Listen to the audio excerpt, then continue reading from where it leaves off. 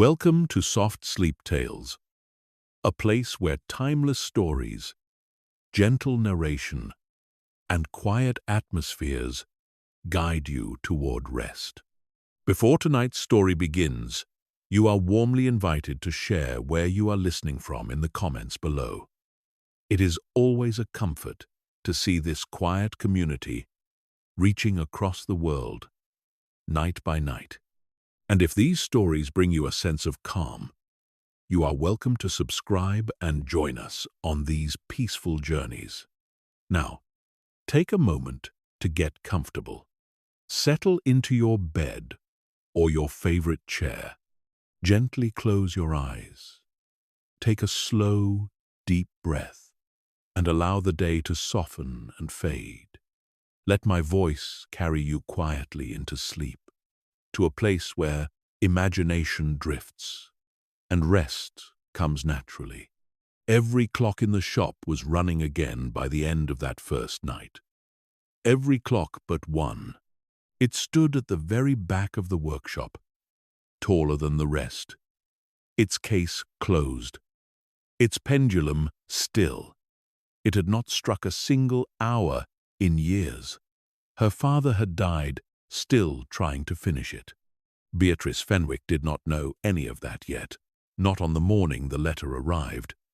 She knew only one word, the word the solicitor had chosen with obvious care: modest.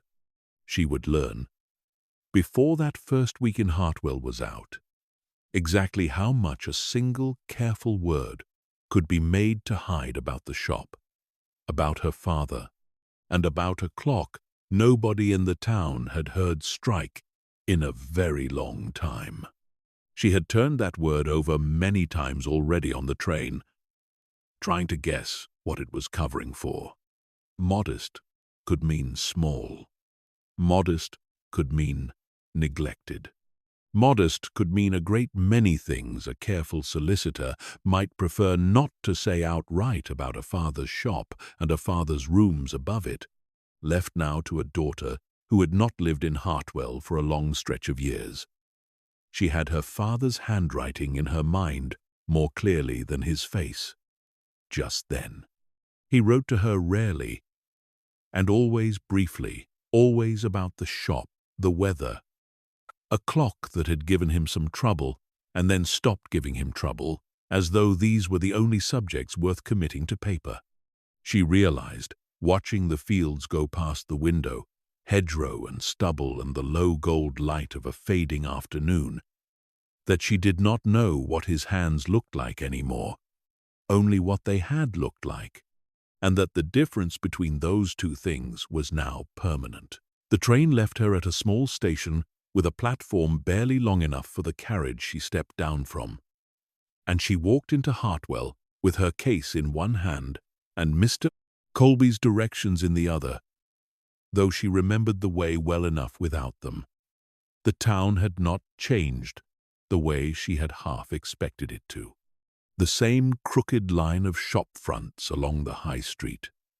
The same church tower holding its small, dependable hour. The same particular slant of the light in late afternoon that she had forgotten she knew until it fell across her again. Smoke rose thin and vertical from the chimneys, the sign of a still afternoon with no wind to trouble it, and somewhere behind the baker's a dog barked twice, and then thought better of it. She found the shop before she was ready to find it,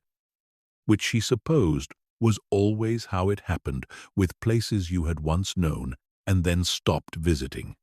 The sign above the door had faded at its edges, but the lettering itself was still clean, still careful, the way her father had always kept it. Fenwick, Clockmaker. Nothing more than that. No dates, no claims, no father and son beneath the name,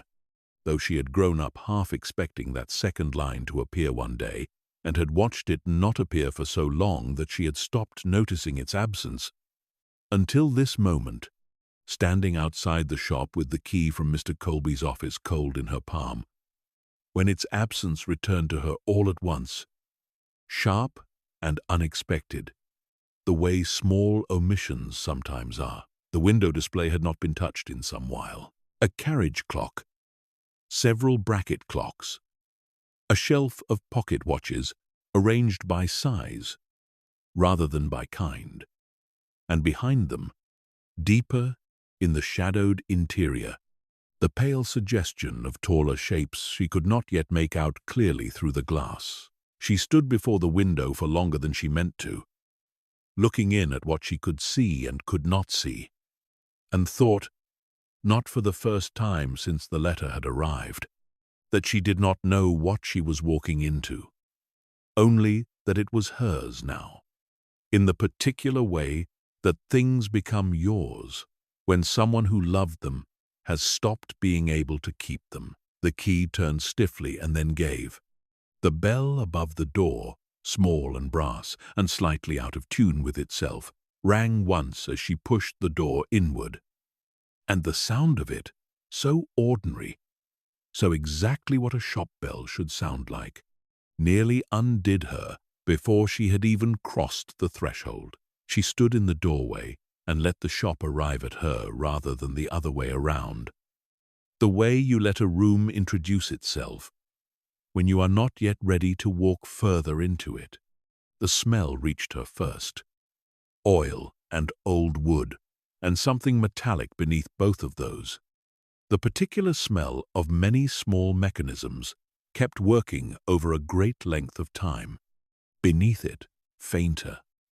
the smell of pipe tobacco, long since gone cold in its bowl but never quite leaving a room it had once filled. And beneath all of it, so faint she almost mistook it for imagination, something like beeswax and cedar, the smell of polish, applied with patience rather than haste. The sound reached her second, and it was the sound she had not prepared herself for at all. Ticking. Not one clock's ticking, which she could have anticipated and steadied herself against, but dozens, layered over one another in a texture she had forgotten a room full of clocks could produce, no two of them quite in step, so that the effect was not a rhythm but a kind of soft, continuous weather, a sound like rain heard from indoors, present everywhere and locatable nowhere in particular. She stood very still and let it settle over her. It did not feel like noise. It felt,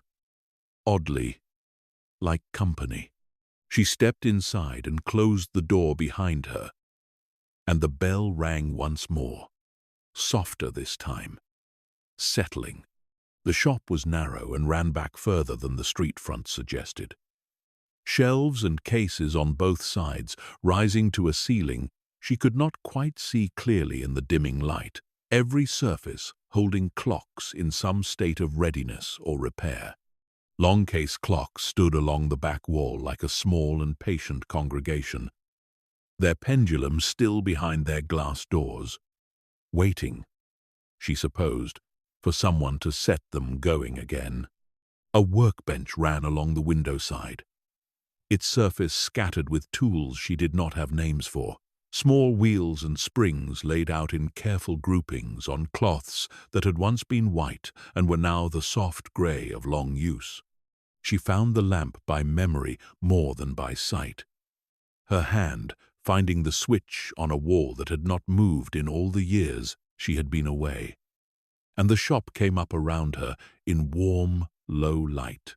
the brass and glass surfaces catching it and throwing it back in small, scattered points, as though the room itself were full of very quiet stars.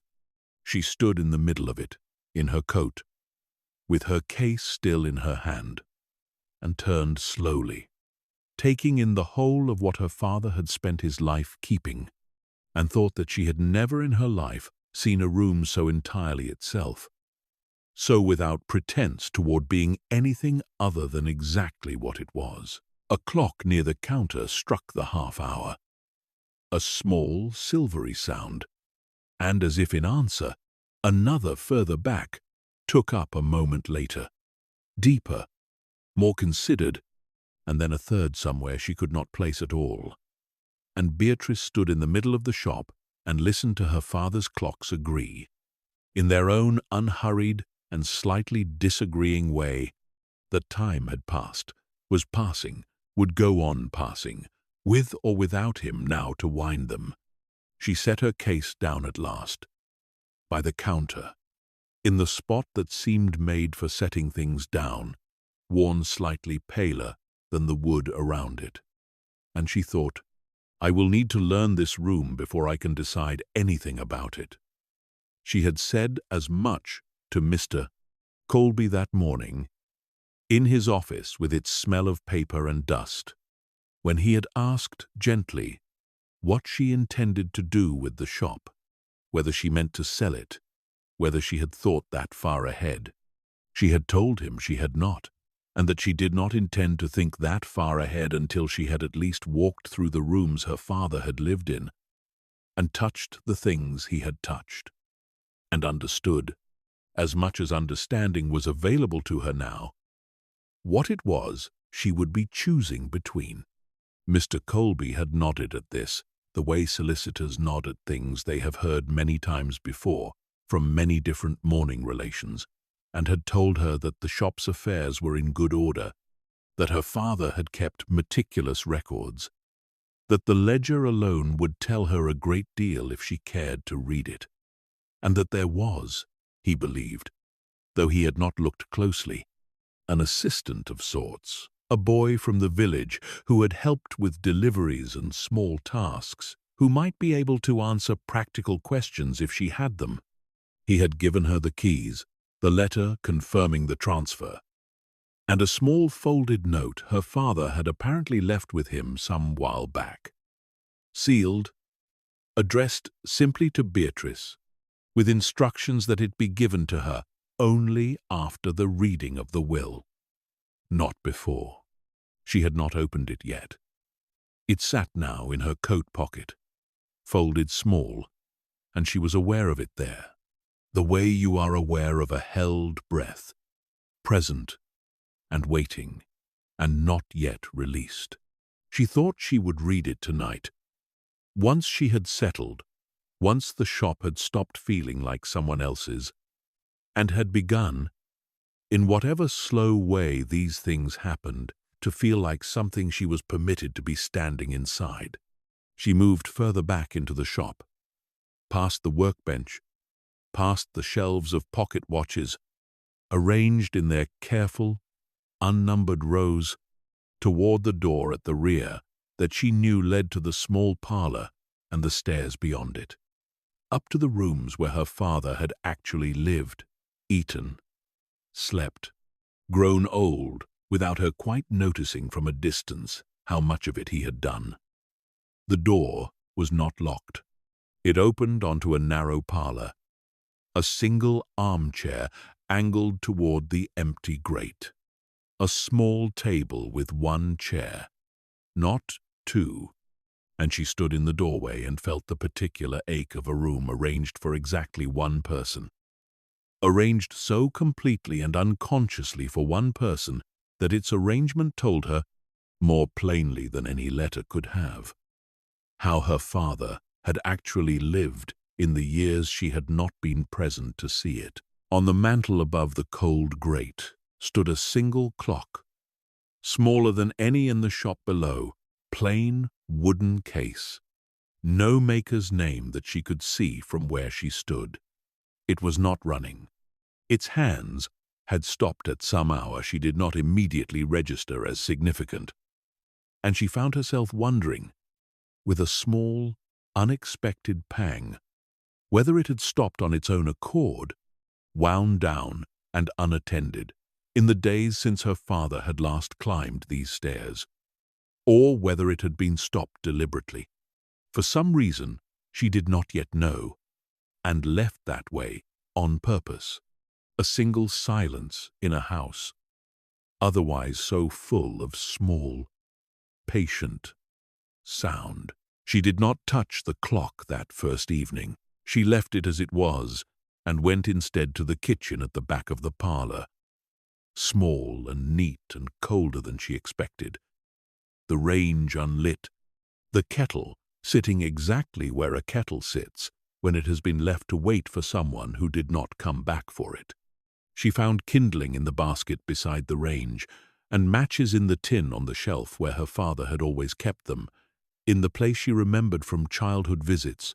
unmoved across all the years between, and she knelt before the grate and lit the range herself for the first time in her adult life. Clumsily at first, then with a little more confidence as the small flame caught and held. While the range warmed, she walked the room slowly, the way you walk through a house you are trying to learn rather than a house you already know.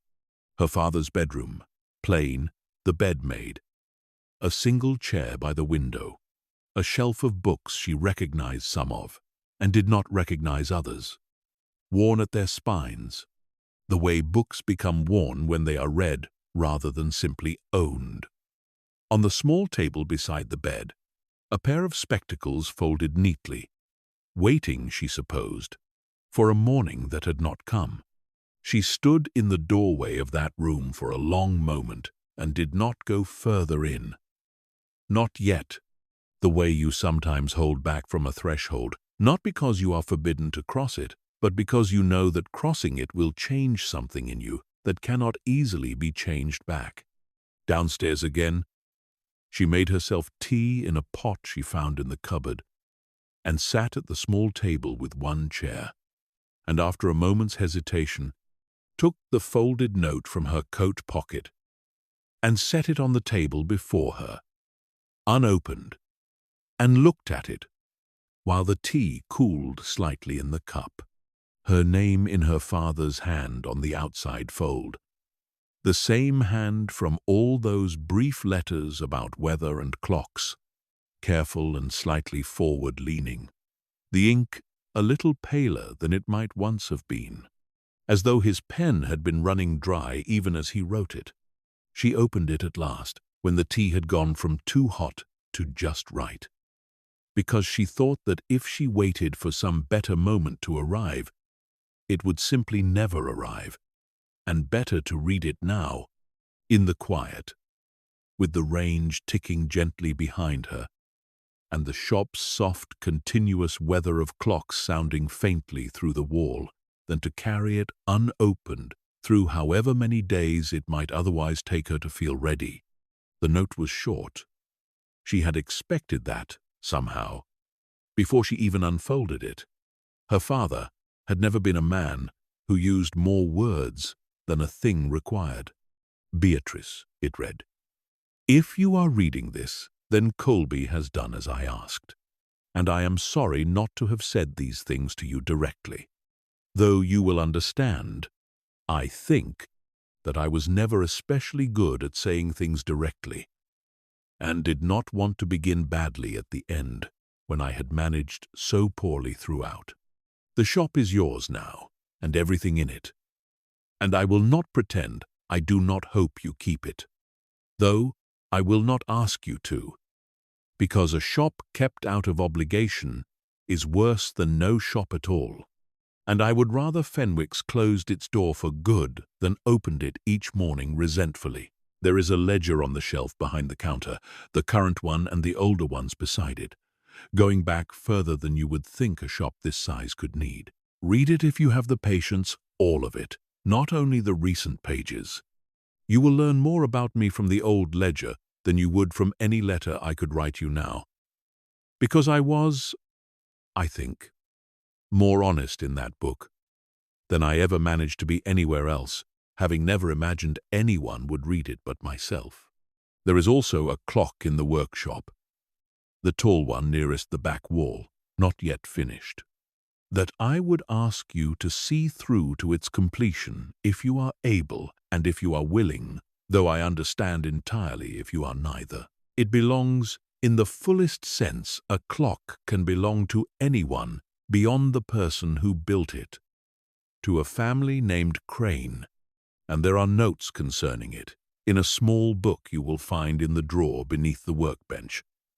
the drawer that sticks, that wants a firm hand rather than a gentle one. I have been a long while at that clock and have not finished it, and I find, now, at the end, that this troubles me more than I expected it to. I do not ask you to finish it for my sake. I ask it, if I ask it at all, for theirs. The robin comes to the workshop window most mornings.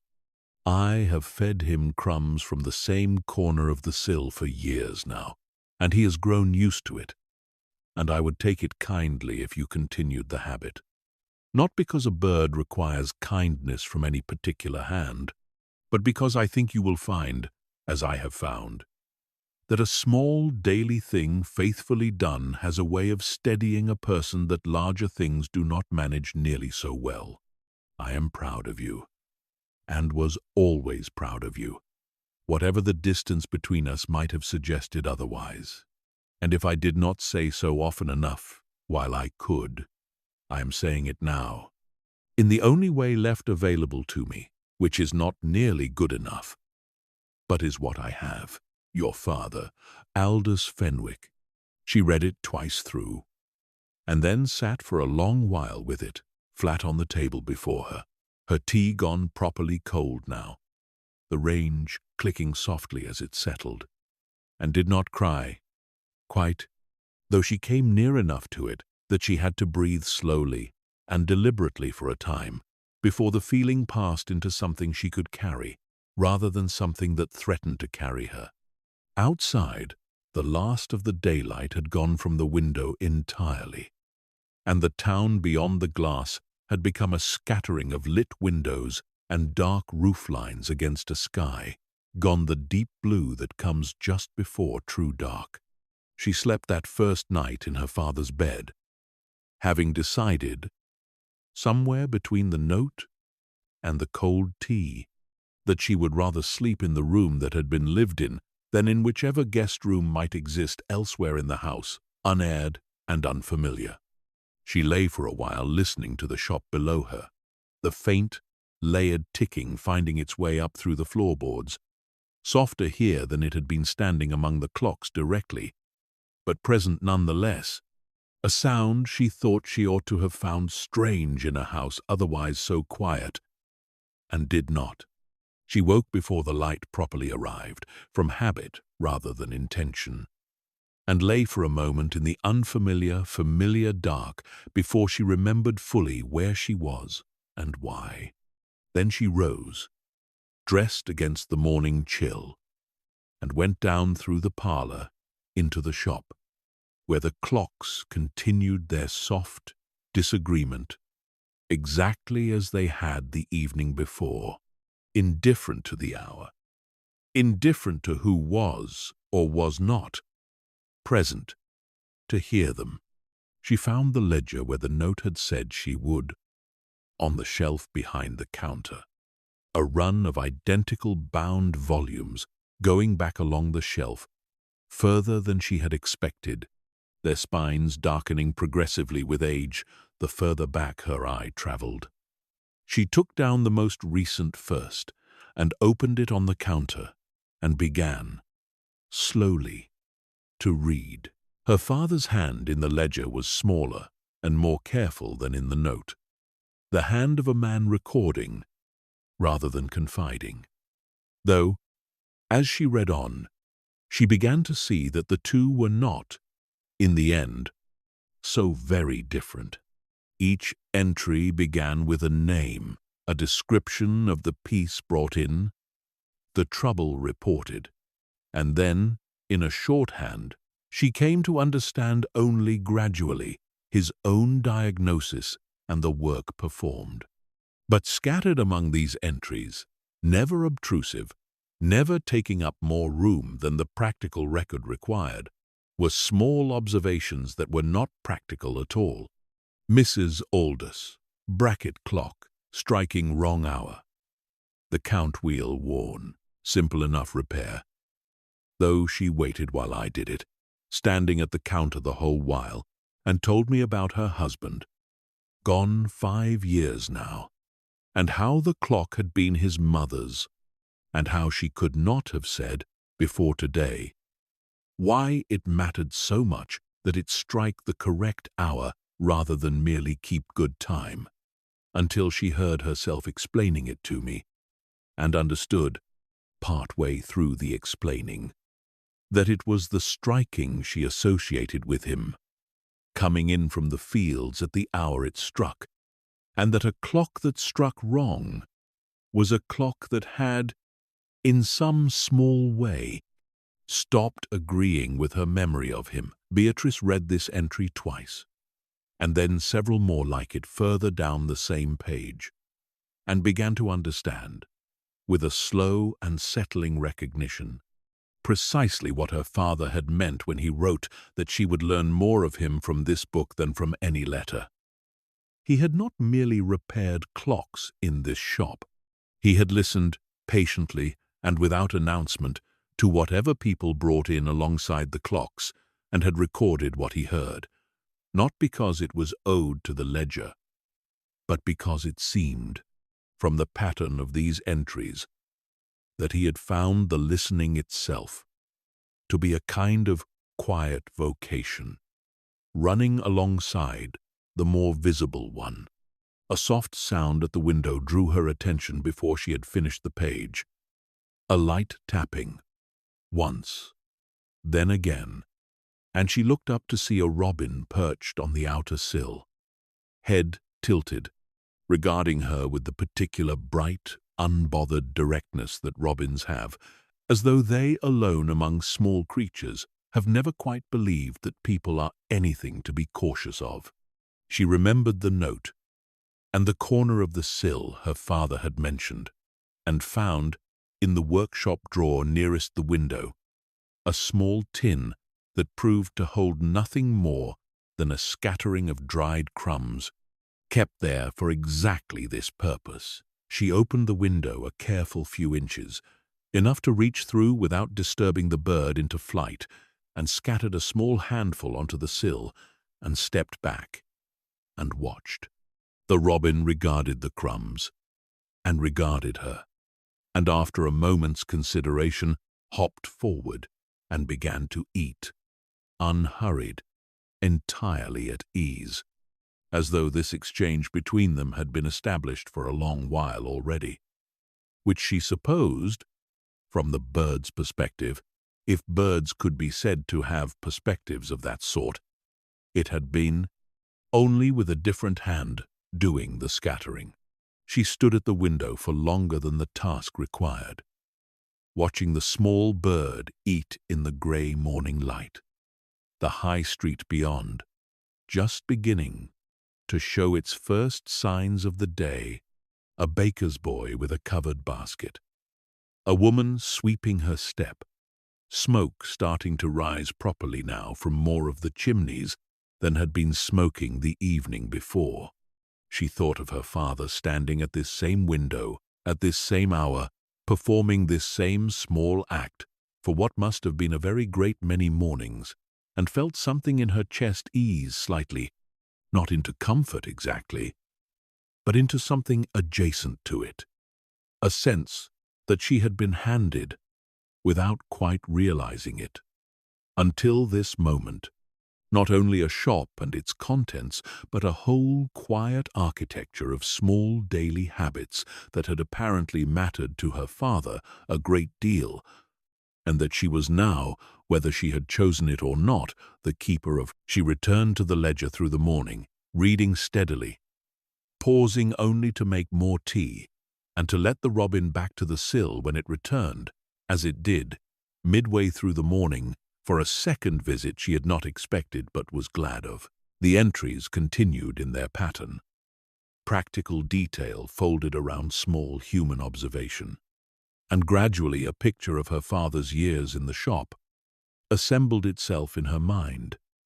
Not a dramatic picture, nothing in it that could be called eventful in any ordinary sense, but a rich and steady one nonetheless. The picture of a man who had found,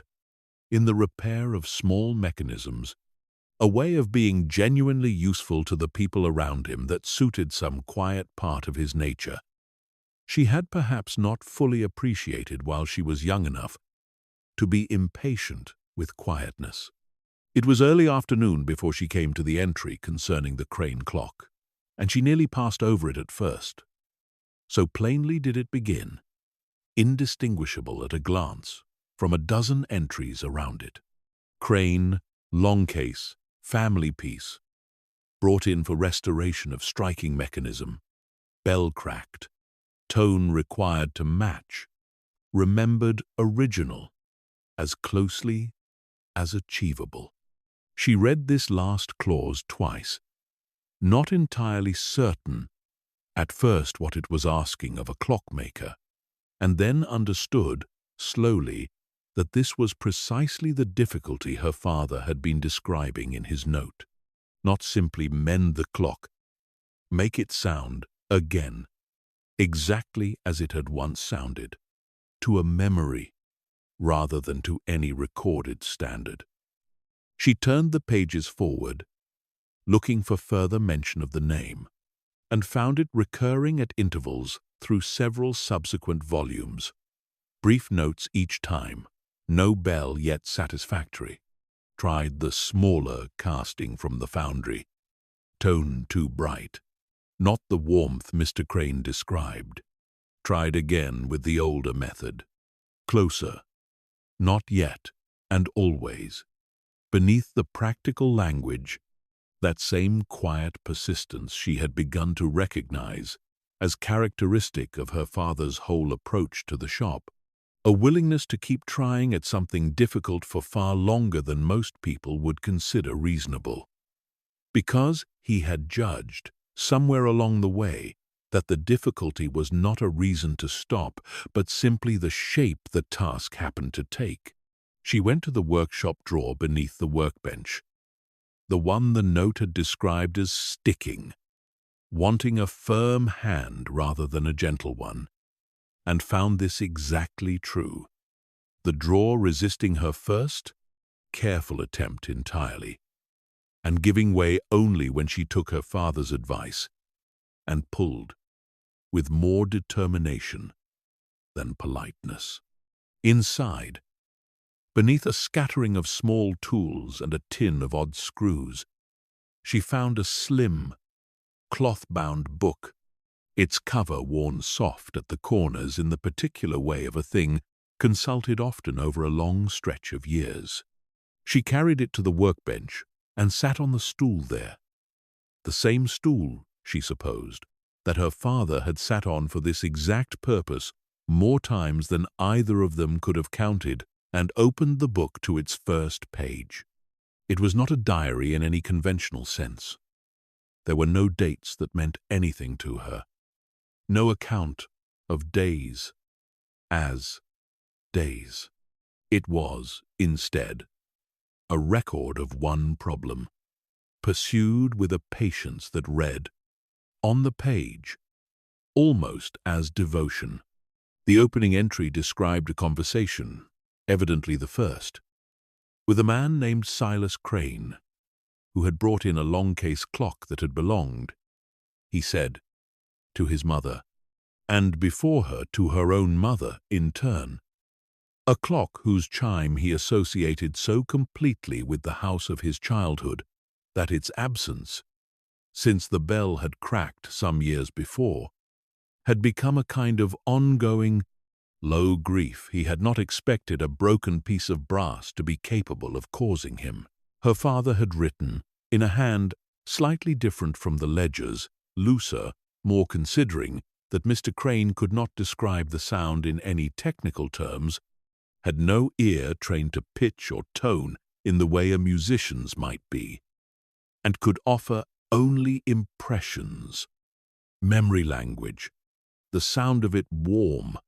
not sharp, something like a voice heard through a wall rather than a bell heard directly, something that had made him feel, as a boy coming downstairs on winter mornings, that the house itself was glad to see him. Her father had written, further down the same page, that he did not know whether such a sound could be recovered by any technical means at all, memory being what it was, prone to softening and improving whatever it held on to, but that he intended to try, because Mr. Crane had asked so plainly and so without embarrassment for something that could not be measured, only felt, and because it seemed to him, her father, that a clockmaker who could not attempt at least to answer that kind of request had perhaps mistaken his trade for a smaller thing than it actually was. Beatrice read on through the following pages, entry after entry recording attempts, each one specific in its small technical detail, and yet somehow never losing sight of the original, unmeasurable target. A bell cast slightly thicker, tested, judged too bright. A bell cast in an older alloy, closer in warmth but wanting something in its decay. The way the sound faded after the strike, rather than the strike itself. Small adjustments to the hammer, its weight, the angle of its fall. Each change noted, each result weighed not against any instrument, but against the remembered impression Mr. Crane had offered on that first visit,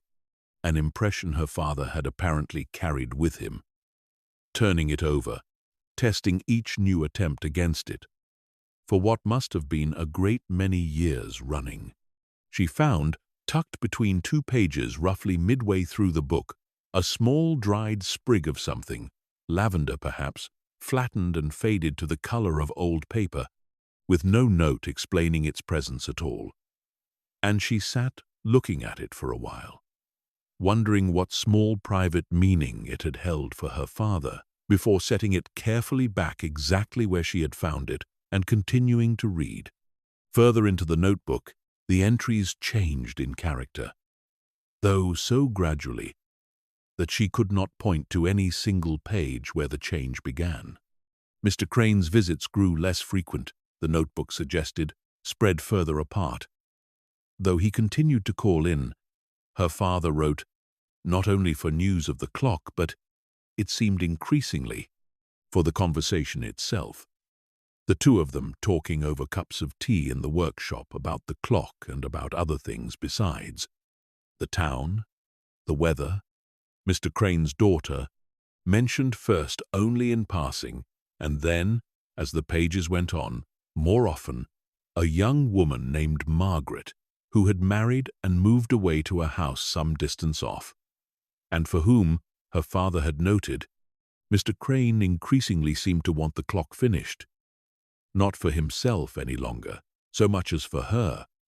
a thing to be passed on rather than simply reclaimed. There is something in a man, her father had written, in one of the longer entries, wanting to give his daughter back a sound she may not even consciously remember, trusting that the body remembers what the mind has let go of, that she will hear it and feel something settle in her that she cannot immediately explain. And this being, in Mr. Crane's understanding of it, worth more than any amount of accurate timekeeping, which his clock, incidentally, having never been especially reliable in that respect even in his own childhood, was not obliged to provide. Beatrice sat with this for a long moment before continuing. She turned several more pages, and found, near what she now recognized as the more recent portion of the book, an entry markedly shorter than those around it, and different in tone, plainer, more careful, the hands slightly less steady than in the earlier pages. News from the daughter this week that Mr. Crane passed peacefully in the spring, at home, without a long illness beforehand, which I take what comfort there is to be taken from. She wrote to tell me, having found my name and the shop's among her father's papers, along with a note in his own hand, asking that the clock be finished when it could be for her, whenever that proved possible, with no urgency attached, only the wish plainly stated. I have written back to say that I intend to see it done, though I have not yet managed the bell to my full satisfaction, and do not intend to send it onward until I have, whatever length of time that requires, because a half-finished promise is, in my judgment, very little better than no promise at all. Beatrice closed the notebook gently and sat for a while with her hand resting flat upon its cover, looking down the length of the workshop toward the row of long case clocks along the back wall, trying to guess, from where she sat, which of them might be the one the notebook described. She rose eventually and walked the length of the shop, looking at each in turn, until she reached the last in the row, nearest the back wall, exactly as the note had said. Its case, a deep, warm walnut. Its face plain and unornamented. Its door standing very slightly ajar, as though someone had been working inside it recently and left it that way, meaning to return. She opened the door fully and looked inside at the mechanism. The pendulum hanging still, the weights resting at the bottom of their runs, rather than partway up as a working clock's would be. And beside the movement, tucked into the case itself, a small paper packet she recognized immediately as containing a bell wrapped with the particular careful attention her father gave to anything not yet judged finished. She did not open the packet that first day. She stood before the clock for a long while instead, in the quiet of the shop, the other clocks continuing their soft, layered ticking around her, indifferent and companionable both at once, and thought about a man she had never met, standing at this same spot years before, describing a sound he could not name in any technical language, only in the language of memory and feeling, and her father listening, and deciding that this was a request worth the whole remaining shape of his working life. However long that request in the end required, she thought, too, of her own father, and of the note upstairs on the table, and understood, with a clarity that arrived all at once rather than gradually, that finishing this clock was not, in the end, a task she was choosing out of any strict obligation. It had simply become, somewhere in the course of that single day's reading, the thing she most wanted to do, more than she wanted to decide anything else about the shop, more than she wanted to think yet about selling or staying or any of the larger questions Mr. Colby had gently raised. She wanted to hear the sound Mr. Crane had described. She wanted, more than that, to be the one who finally produced it. She did not know, that first evening, whether she possessed anything like the skill the task required. She had watched her father work as a girl, had been permitted, occasionally, to hold a small wheel steady while he fitted another beside it, had absorbed, without meaning to or knowing she was doing it, a certain quiet familiarity with the shapes and rhythms of the workshop that came back to her now, standing at the bench, more readily than she would have expected after so many years away. But familiarity was not skill, and she knew it, and resolved, before she allowed herself to touch the packet containing the bell, that she would spend whatever time was necessary simply learning the workshop properly first. The way she had spent her first hours learning the shop as a whole before attempting anything so delicate as a promise made to a dead man's daughter. It was the boy from the village, arriving the following morning with a delivery of small parts her father had evidently ordered some weeks before his death, who first called her attention to the calendar on the wall behind the counter, its pages not yet turned forward to the correct week, and mentioned, in the easy, unbothered way of someone raised in a town where such things mattered communally, that the clocks were due to go back. That coming weekend, the whole country's clocks together,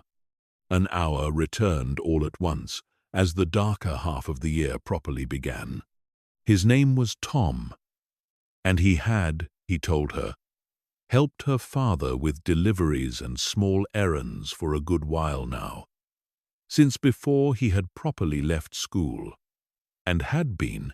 she gathered from the careful way he spoke of it, fond of her father in the unshowy manner that boys of his age reserve for the adults who have quietly trusted them with responsibility, rather than merely tolerated their presence. He asked, a little shyly, whether she intended to keep the shop running, and whether he might continue to help if she did, and she found herself telling him, with more certainty than she had expected to feel so soon, that yes, she rather thought she would, and yes, she would be glad of his help. Particularly, she added, with a whole shop full of clocks that would all want resetting by hand come the weekend, since she had never in her life performed such a task and had no idea how long it properly took. Tom looked faintly delighted at being asked, and told her that her father had always made an evening of it, closing the shop a little early on the Saturday, going round every clock in turn with a lamp and a patient hand. The long case clocks last because their pendulums wanted the most careful handling, and that he, Tom, had been allowed to help with the smaller ones for the past 2 years running, and considered it, though he did not say so in quite these words, one of the better evenings of the autumn. The Saturday came grey and mild, the kind of late autumn day that commits fully to neither rain nor sun, content simply to sit somewhere quiet between the two. Beatrice closed the shop an hour before its usual time, turning the sign in the door with a small, unexpected pride at performing a gesture she had watched her father perform so many times from the other side of that same glass. Tom arrived shortly after, a lamp of his own under one arm, and together they began at the front of the shop, working slowly back toward the workshop and the tall clocks along the rear wall, exactly as Tom described her father always doing it. The bracket clocks came first, small enough to lift down carefully from their shelves and hold against the chest, while the minute hand was walked backward around its face. Never forward, Tom told her, his voice taking on the careful authority of someone repeating an instruction he had clearly been given more than once and had never forgotten. Always backward. Pushing a clock forward through its striking sequence disturbs the count wheel and sets the chime and the hands arguing with each other for days afterward. And her father had always said that a clock arguing with itself was a sadder thing to witness than a clock simply stopped. She held the first bracket clock the way Tom showed her, cradled against her forearm, and walked the hand backward slowly, feeling beneath her fingers the faint resistance of the mechanism, the small click of each minute, giving way to the one before it, and found that the action itself, repeated across the clock's whole hour of correction, settled something in her chest that she had not realized wanted settling. There was no need to hurry it. The clock did not care how long the correction took. It would arrive at the proper minute whenever her hand delivered it there, and not before. And the patience the task required of her felt, oddly, like a kindness being done to her,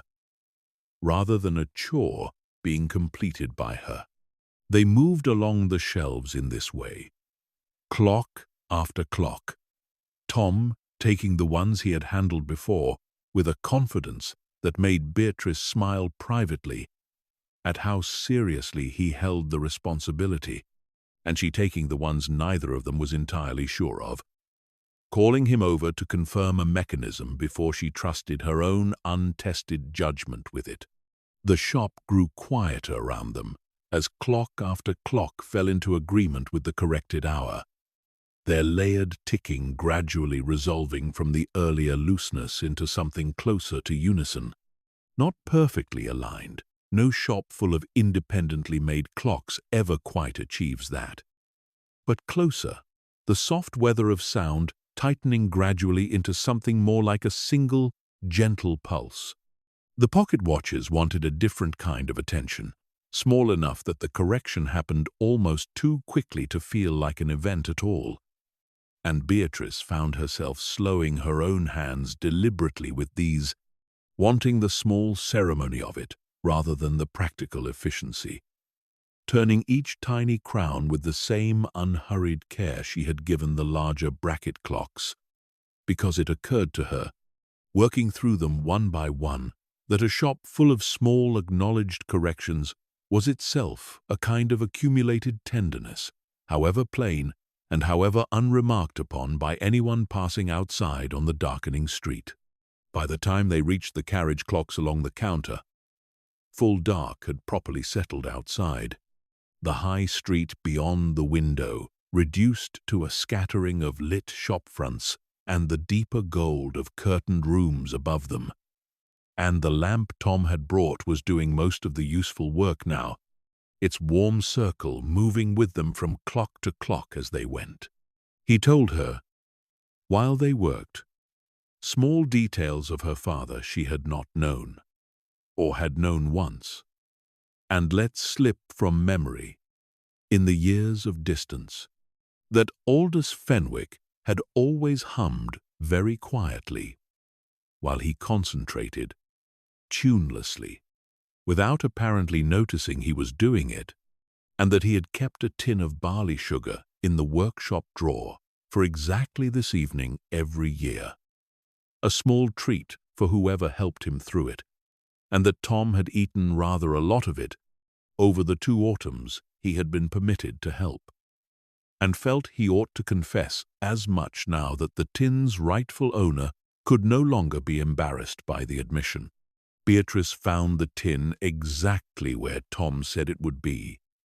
in the drawer beside the one that stuck, and it was,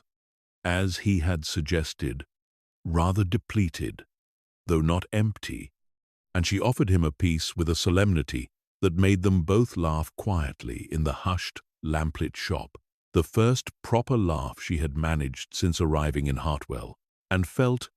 taking a piece herself and finding it sweeter and more comforting than the plain sugar sweetness alone could account for, that her father had left behind, in this small, unremarkable tin, one more piece of instruction about how a difficult, patient task ought properly to be softened. The long case clocks came last, as Tom had promised they would, and proved, exactly as he had warned her, to want the most careful handling of all. Each pendulum had first to be stilled entirely, the weight of it settled by hand rather than allowed to swing itself to rest. And only then could the hands be walked back through their long, slow hour,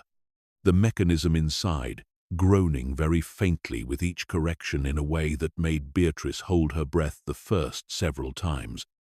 certain she had done something wrong, until Tom reassured her that the sound was ordinary, the sound of old brass settling into a new position. Nothing more troubling than that. They worked along the row of tall clocks one by one, the light from the lamp catching each polished case in turn and releasing it back into shadow as they moved on to the next, and Beatrice found the rhythm of it, repeated 7 or 8 times over, settling into something almost meditative, the stillness of the pendulum, the slow backward walk of the hand, the faint groan of correction, the small satisfaction of a case door closed properly on a clock now keeping the correct hour at last. She thought, moving down the row, of all the years her father must have performed this exact sequence of small, careful gestures, alone most of those years, she supposed, before Tom had begun helping him, and wondered whether he had found in it the same quiet, settling pleasure she was finding now, or whether long familiarity had worn the pleasure down into simple habit, and thought, on reflection, that it did not much matter which, since habit performed with this much evident care was very difficult, in the end, to distinguish from love. They reached the last clock in the row, the crane clock, its door still standing slightly ajar, as she had left it days before, its pendulum not swinging at all since it had not yet been set going, and Tom, seeing this, asked no questions. Simply moved past it to close up the shop for the evening, understanding, without needing to be told, that this particular clock was not part of tonight's ordinary correction, that it belonged, for the present, to some other category of attention altogether. When he had gone, thanked warmly, and sent home with the last of the barley sugar pressed into his coat pocket over his mild protest, Beatrice stood alone in the shop for a while, listening to the clocks she had just corrected settling together into their gentler, closer harmony, no longer the loose disagreement of that first evening, but something rounder now, quieter, more at peace with itself, and thought that she had spent an entire evening doing nothing more remarkable than moving small hands backward through small distances, and had felt, throughout, more usefully occupied than she had felt in a very long stretch of ordinary working days before it. She banked the range for the night and climbed the stairs slowly, the shop below her, falling quiet, in the particular way a room falls quiet once its lamp has been carried out of it. Not silent, never entirely silent in a room so full of clocks, but settled, private, keeping its own company until morning. She undressed by the last of the candlelight and lay for a while looking at the ceiling, listening to the softened, corrected ticking rising faintly through the floor, and found her thoughts returning, as they had returned at intervals throughout the whole long evening, to the small paper packet tucked inside the Crane clock's case, waiting, as it had been waiting for what she now understood to be a very great many years, for someone to finish what it had been made to finish. She rose once more before sleep properly claimed her, candle in hand, and went back down to the workshop, not to open the packet, she told herself firmly on the stairs, only to look at it again, to sit with it a while longer before deciding anything. She knelt before the open case and drew the small bundle out, feeling its slight weight in her palm, and turned it over,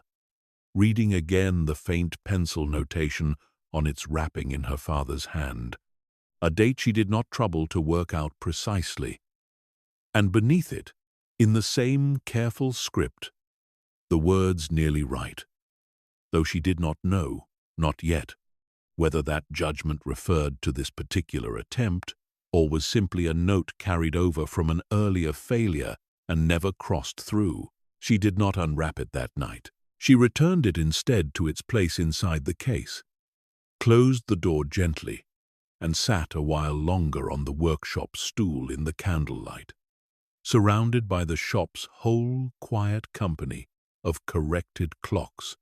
thinking that some tasks wanted to be approached slowly, in daylight, with a clear head and steady hands, and that a bell someone had waited years for deserved, at the very least, to be examined properly, rather than fumbled at drowsily by candlelight at the tired end of a long day. She banked the thought the way she had banked the range, carefully, for the morning, and went back upstairs, and slept more soundly than she had slept since the letter first arrived, waking only once, briefly, to the sound of the church clock somewhere across the town, striking the hour correctly for what she supposed must be the first time since the change, a small, distant confirmation that the whole of Hartwell, not only her father's shop, had shifted together into the darker half of the year. Morning came grey and soft, the light arriving later now than it had only the week before. A change she felt more than observed. The workshop still half in shadow when she came down to open the shutters.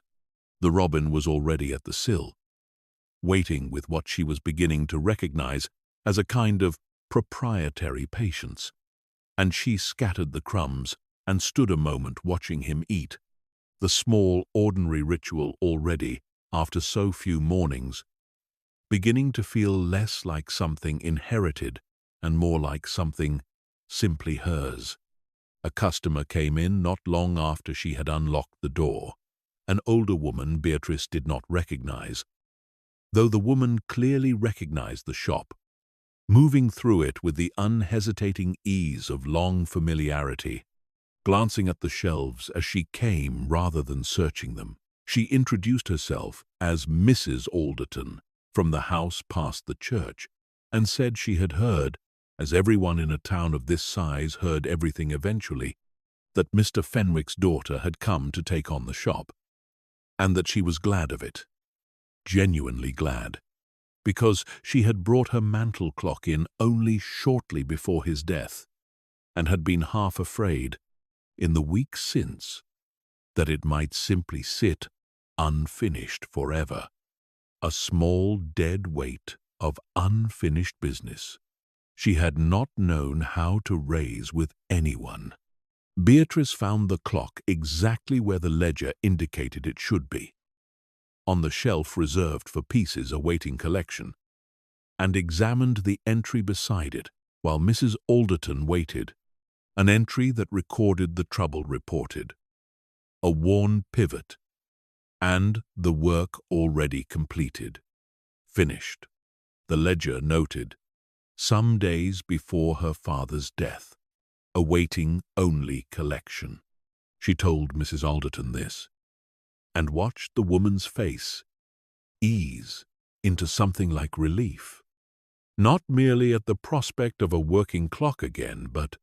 Beatrice thought, at the smaller confirmation that her father's last completed work had been exactly that. Completed, nothing left undone or abandoned part way, a neat closing of one small account among what must have been many others. He had also, she hoped, managed to close before the end. Mrs. Alderton paid what the ledger indicated was owed, and lingered a moment at the counter, and told Beatrice, in the unhurried way of someone accustomed to a shop where conversation was as much a part of the transaction as payment, that her father had always had a particular gift for making people feel their small troubles mattered, that he had never once, in all the years she had brought clocks to him, made her feel foolish for caring so much about an object, and that this, more than any technical skill, however considerable that skill undoubtedly was the thing the town would miss most keenly now that he was gone. Beatrice thanked her, and meant it more deeply than the simple exchange perhaps warranted, and watched her go out into the grey morning with her mended clock wrapped carefully in brown paper under one arm, and thought, standing alone again in the quiet shop, that she was beginning, gradually, and without quite deciding to understand what her father had actually done here across all those years. She had not been present to witness it, not merely mended brass and glass, but tended, in his own reserved and unshowy fashion, to something considerably less mechanical than the clocks themselves. She spent the remainder of that morning at the workbench, not yet touching the crane clock's bell, but reading further in the small cloth-bound notebook, tracing her father's years of careful, patient failure and near failure through entry after entry, each attempt described with the same steady, unembarrassed honesty, until she reached,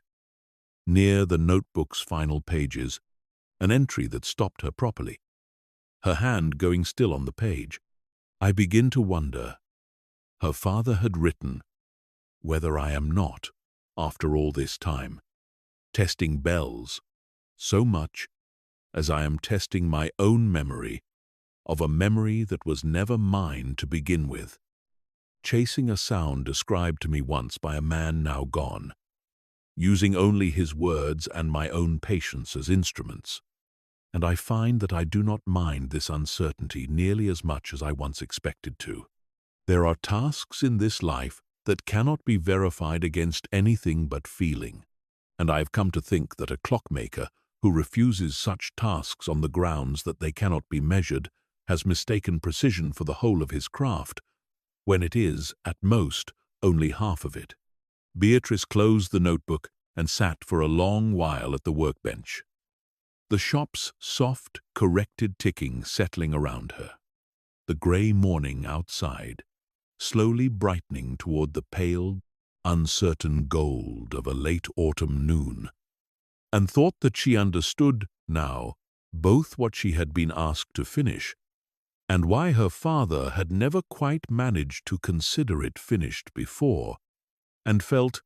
beneath the weight of that understanding, something that was not quite readiness yet,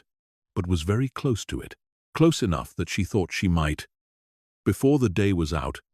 finally unwrap the small paper packet and look properly, for the first time,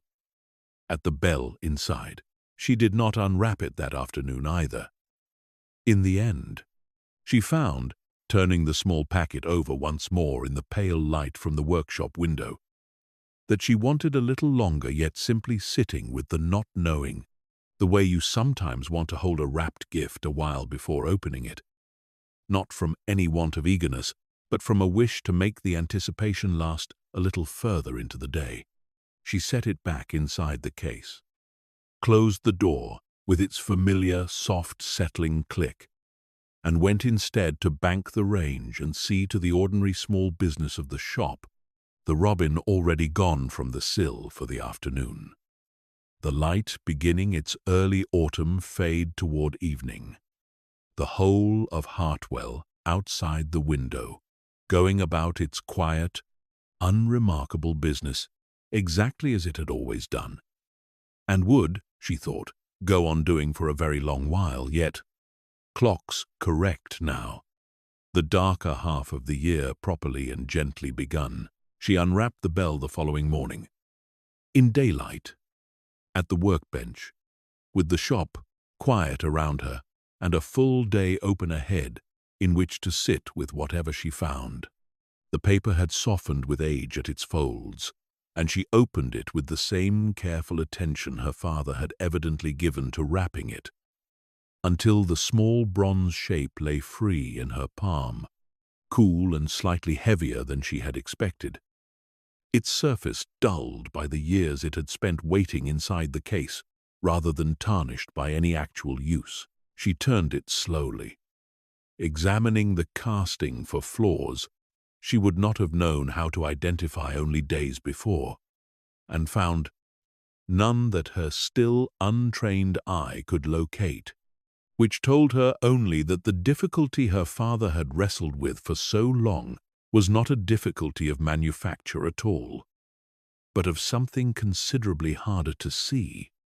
the tone itself, the particular note this particular shape and thickness of metal would produce when struck, and whether that note would answer, across all the years and all the distance between one man's memory and another man's careful craft, to a sound Silas Crane had described only in the softest and least measurable of terms. She fitted the bell into the movement herself, working slowly, consulting the notebook at intervals to confirm she was following her father's own method rather than improvising one of her own, and when it was seated properly, she lifted the small hammer on its coiled spring and let it fall, once, gently, against the bronze. The sound that came was clear and bright and entirely wrong. She sat very still afterward, letting the tone die away into the workshop's quiet, and understood, hearing it fade, precisely what her father had meant about brightness, about a note that rang true in every technical sense, and yet failed, somehow, to carry the particular warmth Mr. Crane had described, the sound of a voice through a wall rather than a bell, struck directly. She made a note of it in the book, in her own hand now. Beneath her father's last entry, tried the bell as prepared, tone too bright, matching his own careful shorthand, and set the bell aside, and went to see what remained among the small stock of castings kept in the drawer beneath the workbench. unused attempts from years before that her father had evidently not discarded. Perhaps from economy, perhaps, she thought more likely, from an unwillingness to consider any attempt entirely wasted. There were several, wrapped individually, each labeled in her father's hand with a brief note of its particular failing, and she spent the whole of that first morning simply fitting each in turn, listening, comparing, writing her own impressions beside his older ones, until the workshop had rung, quietly and repeatedly, with a whole small history of nearly right sounds, none of them, by the day's end, any closer to right than the one she had started with. Tom, arriving that afternoon with the week's delivery, found her sitting at the bench, surrounded by small bronze shapes, and looked, she thought, faintly alarmed at the scattering of them, until she explained what she was attempting, at which his alarm softened into something more like quiet interest, and he asked, with the easy directness of someone young enough not to have learned yet to soften a question before asking it, whether she thought she would manage it, given that her father hadn't, not in all his years of trying. She told him, honestly, that she did not know, and that she had decided this did not much matter, because the trying itself seemed, more and more as the day went on, to be doing something for her that finishing it quickly would not have done nearly so well. A way of sitting with her father's whole patient method, rather than simply inheriting its result. Tom considered this with the particular seriousness he brought to most things, and offered, before he left, that his uncle kept bees on the far side of the town, and had once mentioned, Tom could not remember exactly why, that the wax from an old comb sounded different when tapped than wax freshly made. Something about the way it had settled and hardened over years rather than months, and though he did not see how this could possibly help with a bell, he thought he would mention it anyway, in case it was the sort of strange, sideways fact that sometimes proved useful in a workshop, having heard her father say more than once that half of clockmaking was noticing things that seemed to have nothing at all to do with clocks. She thanked him, not expecting the observation to lead anywhere in particular, and returned to her father's notebook that evening, reading back through the earliest entries again with fresh attention, searching now not for the specific attempts he had already tried and found wanting, but for anything in his own account of Mr. Crane's original description that she might have read too quickly the first time through. Some detail she had passed over in her eagerness to reach the practical record of attempts and failures that followed. She found it on a second, slower reading. A single line she had registered before, only in passing. Mr. Crane had said, her father recorded, that the sound reminded him not only of a voice through a wall, but of standing in the kitchen doorway on cold mornings, close by the range, where every ordinary sound in the house seemed to arrive a little softened, a little rounded at its edges, by the warmth in the air around him. Her father had underlined the word warmth, she noticed now, twice, and had written beside it, in smaller script, warmth in the air changes the ear's whole sense of a sound, not only its own qualities. And I wonder whether I have been chasing the wrong half of the memory all along, testing bells in a cold workshop for a sound Mr. Crane only ever properly heard in a warm kitchen. She sat with that observation for a long while, turning it over the way she had turned the bell itself over in her palm the day before, and felt something shift quietly into place. Not a certainty yet, but the shape of a possibility she had not considered until that moment.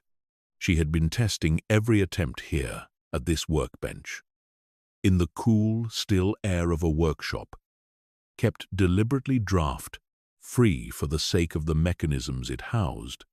Precisely the opposite of the warm kitchen doorway Mr. Crane had described as the true setting of his memory. It was not only the bell itself that mattered, she thought. It was where and how a person heard it. She gathered the bell that had first seemed too bright, wrapped it carefully, and carried it up through the parlor to the kitchen, where the range still held a good bed of warmth from the morning's fire, the small room holding that particular close, gentle heat that a well-tended range produces, softer somehow than the workshop's cooler air, even though both rooms shared the same house and the same afternoon. She fitted the bell into a small test rig her father had left for exactly this purpose. Set it near the range, rather than by the cold window, and let the hammer fall. The sound that reached her was not the same sound she remembered from the workshop the day before, though she understood, standing there in the warm kitchen with her breath briefly caught, that the bell itself had not changed at all. It was the room that had changed the sound, the warm air carrying it differently, rounding its edges, softening exactly the brightness that had seemed, in the workshop, to be an unfixable property of the metal rather than a simple accident of the cold air surrounding it. It rang once and faded, and the fading itself seemed to arrive with a warmth in it that she had not heard in any of the previous day's attempts. Something closer, she thought, to a voice through a wall than to a bell struck directly. Closer to a house glad to see you coming down on a cold morning. She struck it again, twice more. To be certain, she had not simply imagined the difference out of wanting so badly to hear it. And each time the sound arrived the same way, warm, rounded, settled, and she stood in the kitchen with tears coming unexpectedly and without embarrassment, understanding all at once that her father had likely come very close to this exact discovery himself, near the very end, and had simply run out of the time he would have needed to test it properly. To carry the bell upstairs from the cold workshop into the warm kitchen and hear what she was hearing now. She wrote it into the notebook that evening, beneath her father's last entry, and her own note of the previous day's failure, in a hand she noticed had grown steadier and more confident over the short span of days she had been keeping it. Tested the first bell again, not in the workshop but in the kitchen by the range, and found it exactly as Mr. Crane described, warm, rounded, a voice through a wall. I believe now that my father had already made the correct bell some while ago, and had simply never thought to test it anywhere but the workshop. The room, a clockmaker, naturally tests things in, not realizing that this particular sound wanted a different kind of room entirely to be properly heard. I do not think this a failure on his part. I think it, instead, the sort of thing that is nearly impossible to see until someone comes to it fresh, without years of habit already settled around the testing itself. She fitted the bell into the long case movement the following morning, working carefully, checking each stage against the notebook and against what memory she still retained of watching her father assemble similar mechanisms in her childhood, Tom arriving partway through to help steady the case while she worked inside it. Both of them quiet, with the particular concentration a delicate task demands. By early afternoon the movement was seated properly, the hammer set, the weights hung and ready, and she stood before the tall case with her hand on the door, aware of Tom standing very still and expectant beside her, aware, too, of a nervousness in her own chest that felt entirely out of proportion to the small mechanical action of simply letting a clock begin to run. She set the pendulum swinging with a careful push and stepped back, and the two of them stood together in the workshop, listening to the clock settle into its own steady rhythm, faster. At first, the way a pendulum always is before it finds its proper measure. Then, slowing, evening out, until it had joined the shop's whole soft, continuous weather of ticking, as though it had never once stood silent among the others. They waited through the better part of an hour for the first strike, the clock's hands walking patiently toward it, while Beatrice occupied herself with small, unnecessary tasks around the workshop, unable to settle properly to anything, and Tom, less inclined to disguise his own impatience, simply sat on the workshop stool and watched the clock's face directly, as though watching it closely enough might hurry the hands along. When the strike came at last, it arrived exactly as she had heard it 2 days before in the warm kitchen. Warm and rounded and settled, carrying through the workshop's cooler air with only slightly less of that particular softness than it had shown by the range. Though enough of it remained, she thought, standing very still to receive the sound fully, that anyone who had once loved this exact chime as a child would surely recognize it now, whatever room they happened to be standing in when they heard it. Tom looked at her with an expression of frank astonishment and asked whether that was truly it, whether she had actually managed what her father had spent years failing to manage, and Beatrice found she could not quite answer him properly for a moment, her throat too full, and simply nodded, and let him see her cry a little without trying to explain it away, because there did not seem, in that moment, standing before her father's last unfinished piece of work, now finally finished, to be any explanation briefer or truer than the tears themselves. She wrote to the address the notebook gave for Margaret Crane that same evening, a careful letter that took her several attempts to get right, explaining who she was and what she had found among her father's papers, and that the clock, her grandmother's clock, she believed, though she used the term her father had used, was finished now, at last, and ready whenever Mrs. Crane's daughter wished to arrange its collection,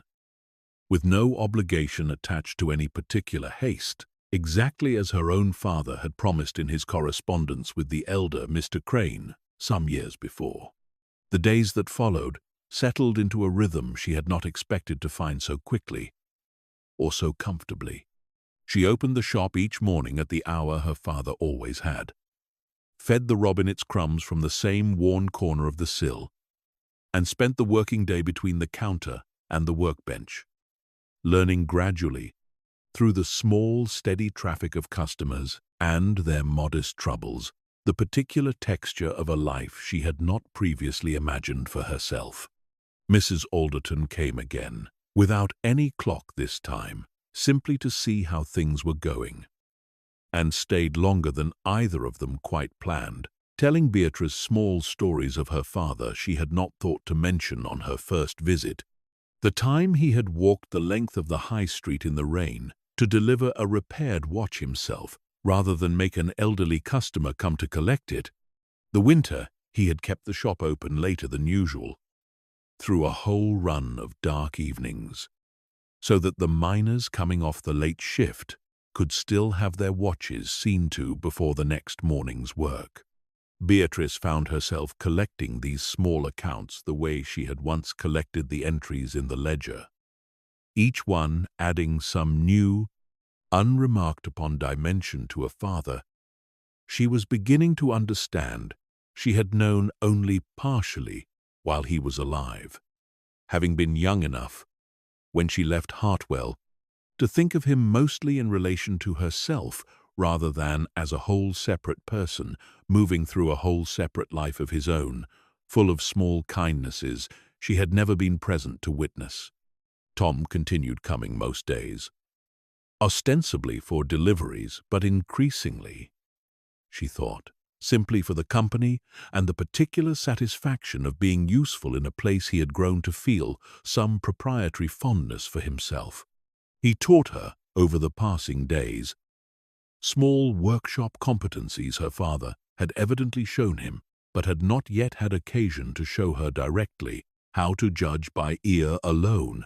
whether a mainspring was wound to its proper tension, how to hold a fine screwdriver so that a slip of the hand would not send a small screw skittering off across the floor to be hunted for on hands and knees afterward, a lesson he delivered, she gathered, from considerable personal experience. She wrote a second letter to Margaret Crane when the first went some while without reply, gentler in tone, simply confirming that there was no urgency at all attached to the clock's collection, that it would wait as patiently now. Finished, as it had waited before. Unfinished, for however long suited Mrs. Crane's own circumstances. She did not want, she found, for the woman to feel any pressure in the matter, understanding, from her own father's careful notes, that grief moved at its own unhurried pace, and that a finished clock, however long anticipated, might arrive at an inconvenient moment for a person still working her way through the ordinary business of missing someone. The reply came at last on a wet, blustery afternoon near the true onset of winter, delivered by the same boy who brought the post most days, a single sheet in an unfamiliar hand that Beatrice opened at the counter between customers, reading it twice through before she properly absorbed its contents. Margaret Crane wrote warmly, apologizing for the delay, explaining that the letter had reached her at a difficult time. Her own household, newly settled into a larger house some distance from where she had lived before, with a young family of her own now filling rooms that had, until recently, held only herself and her husband, and that she had needed a little while to find both the composure and the practical opportunity to reply properly. She wrote that she remembered almost nothing directly of the clock itself, having been very young when it last struck a proper hour in her grandmother's house, but that she remembered, with a clarity that surprised her whenever she tried to examine it closely, a feeling associated with mornings in that house, a particular safety and warmth she had never managed to locate the source of in later years, and that her father had spoken of the broken clock so often, and with such quiet regret, that she had come, over time, to associate the two things without ever quite proving to herself that they were connected. She would be glad, she wrote, more than glad, to come and collect it herself, and asked whether a day toward the middle of the coming week might suit, since her husband had business that would bring them within reasonable traveling distance of Hartwell regardless, and she would rather come in person than have so significant a piece entrusted to any carrier, however careful. Beatrice wrote back at once to confirm the arrangement, and found herself, over the days that followed, unexpectedly nervous in a manner she recognized as disproportionate to the practical simplicity of the occasion. A woman coming to collect a clock. Nothing more dramatic than that on the surface of it. And yet she found herself dusting the workshop with more than usual thoroughness, polishing the case of the long case clock itself until the walnut glowed richly under the lamp, and rehearsing, in odd, unoccupied moments through her working days, how she might explain the small, strange miracle of the warm kitchen and the cold workshop, without making the explanation sound more mystical than it actually was. The days leading up to the appointed one passed with the particular slowness that anticipation always brings to ordinary time. The shop's business continuing much as it had, customers coming and going with their small troubles, the robin keeping faithfully to its morning visits despite the steadily sharpening cold, the light growing shorter, and the evenings drawing in properly now that the darker half of the year had settled fully over the town. Beatrice found herself, in these quiet interim days, thinking often of her father's note and of the line about small daily things faithfully done, having a way of steadying a person that larger things did not manage nearly so well, and thought that she understood this. Now, in a way she had not quite understood it. On that first, difficult evening, understood it not as an abstract piece of wisdom, but as something she had lived her way into over the short, dense span of weeks since her arrival. The appointed day arrived cold and very still, a hard frost silvering the high street's cobbles from early morning, the sky above pale and cloudless in the particular way that promises a clear, sharp evening ahead. Beatrice opened the shop as usual, fed the robin, attended to the ordinary small business of the morning with only half her attention properly on it, the other half occupied entirely with listening for the sound of a carriage or motor car drawing up outside. Though she could not have said which she expected, Margaret Crane's letter having mentioned only that her husband's business would bring them near, without specifying the manner of their travel. It was a motor car that eventually drew up outside, drawing the attention of several passers-by,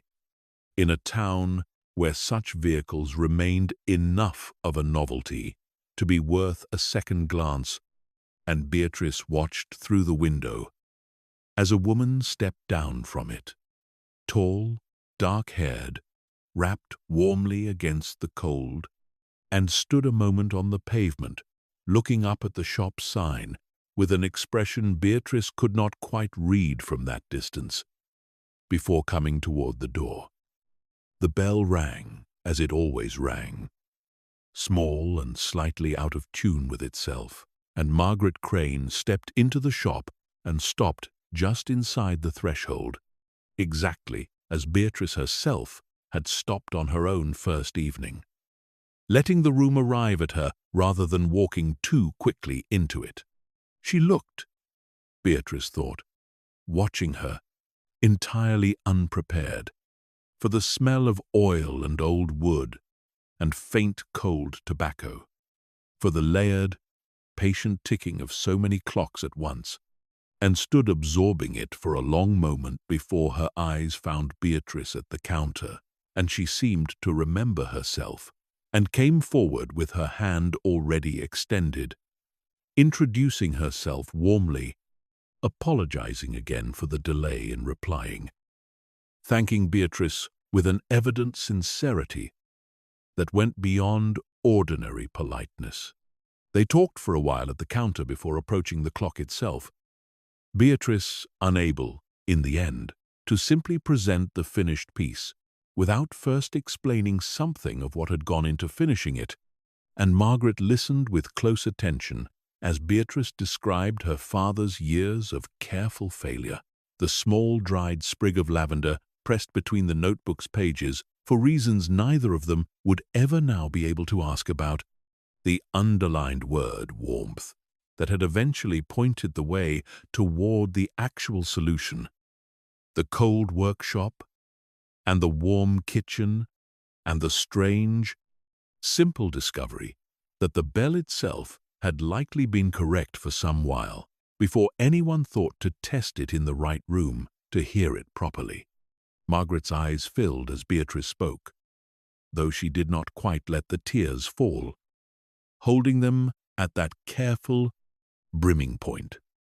Some people manage when they wish to hear the whole of a story before allowing themselves the release of properly crying over it. And when Beatrice had finished, she said, quietly, that she had known her father to be a patient man in the ordinary sense, patient with people, with delays, with the small frustrations of daily life, but had not perhaps fully appreciated, until hearing this account of a stranger's years of careful attention on his behalf, quite how deep and how quiet that patience had run in him, nor how completely he had trusted another man. A clockmaker he saw only occasionally across a great many years, to understand and honor a request that could not be properly explained in any language beyond feeling. They went back together into the workshop, past the counter and the shelves of pocket watches, to where the long case clock stood polished and gleaming in the grey morning light filtering through the rear window, its pendulum swinging steadily behind the glass of its door, its hands walking patiently toward the coming hour. Margaret stood before it for a long moment without speaking, one hand raised slightly as though she meant to touch the case, and then thought better of it, letting her hand fall back to her side instead, simply looking the way Beatrice herself had looked at it on that first day of reading the notebook, trying to see past the wood and glass to whatever it was the object actually held. They waited together for the hour to arrive, standing side by side in the quiet workshop, neither speaking, the shop's whole soft weather of ticking surrounding them, and when the strike came at last, warm and rounded, carrying through the cool workshop air,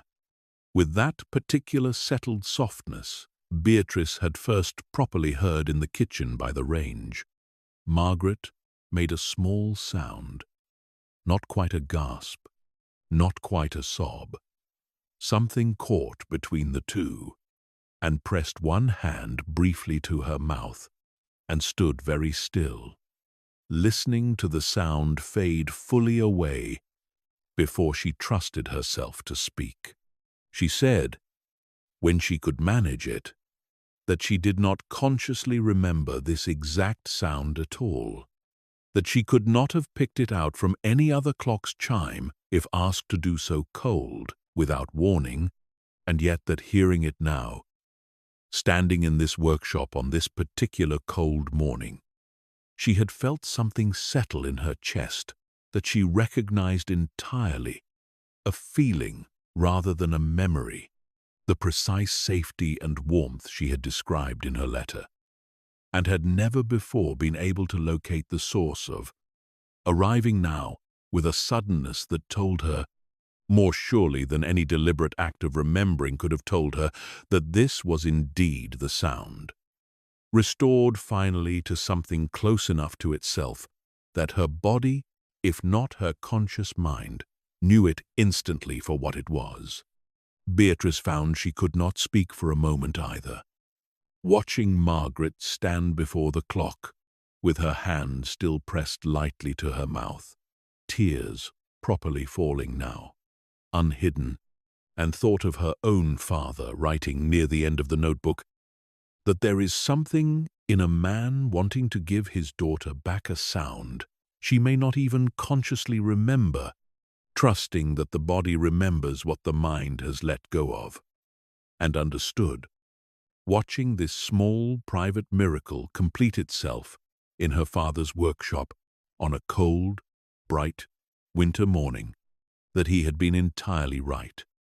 and that she was privileged, more than she had words readily available to express, to have been the one standing here to witness the trust finally repaid. They sat together afterward at the small table in the parlor, Beatrice having put the kettle on almost without deciding to, the gesture simply following naturally from the moment the way certain gestures do, and Margaret talked for a long while about her father, about the house she had grown up in before it passed out of the family's hands, about small remembered fragments that came to her more easily now, she said, than they ever had before, as though the clock's restored chime had loosened something else alongside itself, some wider door in her memory that had been quietly stuck for years without her fully noticing its resistance. She spoke, too, about her own household now, her husband, and their young children, and admitted, with a small, rueful laugh, that she had not been entirely certain In the weeks since Beatrice's first letter arrived, whether she actually wanted the clock in her new home at all, whether it might prove a melancholy object rather than a comforting one, a reminder of loss, dressed up as an heirloom. She said she understood now, sitting in this workshop, having heard it strike, that she need not have worried, that the sound itself carried nothing sorrowful in it at all, only that particular remembered warmth, and that she looked forward, with a genuine and unclouded eagerness she had not expected to feel, to her own children growing up hearing it strike each hour in their new home, inheriting, without any effort of their own, the same safety her own body had apparently carried forward from a childhood she barely consciously remembered. They discussed, over a second cup of tea, the practical matter of moving so large and delicate a piece, and agreed, after some consideration, that a specialist carrier known to Beatrice through the shop's trade connections would manage the transport far more safely than attempting to fit it into the motor car that had brought Margaret to Hartwell that morning, and Margaret seemed glad of this arrangement. Glad, Beatrice thought, of an excuse to entrust the matter to careful, practiced hands rather than risk any accident to a thing so recently and so hard won. She left instructions for the delivery to her new address and pressed Beatrice's hand warmly at the door before stepping back out into the cold, bright morning, promising to write once the clock had arrived safely and been given its proper place in her new home, a promise Beatrice believed entirely, having come, over the short weeks of her own residence in Hartwell, to trust that promises made in this particular workshop tended, eventually, to be kept.